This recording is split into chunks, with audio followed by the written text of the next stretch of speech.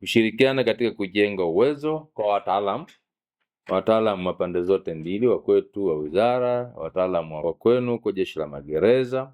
katika maeneo haya ya msaada wa kisheria. Ni eneo ambalo sisi tuko tayari kuhakikisha kwamba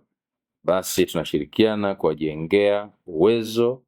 wataalamu wetu waweze kuwa na weledi, lakini pia na uwezo wa kutosha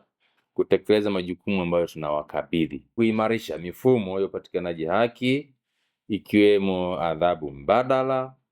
vifungo vya nje na taratibu nyingine za kisheria za ushirikishwaji wa wafungwa na mahabusu, lakini pia kuimarisha mfumo wa tehama wa utoaji wa huduma za msaada wa kisheria na ufuatiliaji haki, kuimarisha mifumo ya utoaji na uwasilishaji wa taarifa hususan katika eneo la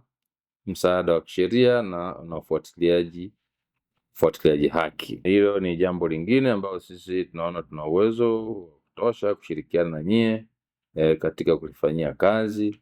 lakini pia kushirikiana na ofisi yako katika kutafuta vyanzo vya fedha ili kuhakikisha uendelevu wa huduma za msaada wa kisheria. Utekelezaji katika majukumu haya wakati mwingine yapo maeneo ambayo tunalazimika kushirikiana. Kimsingi, Jeshi la Magereza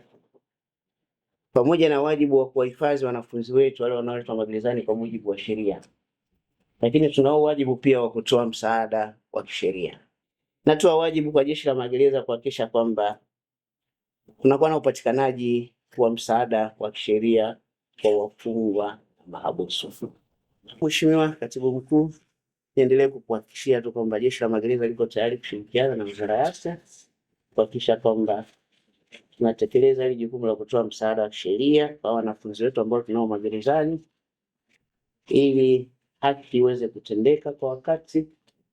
lakini pia wale ambao wabainika kwamba pengine kwa namna moja ama nyingine kupitia maeneo mengine wanatakiwa kutoka basi watoke.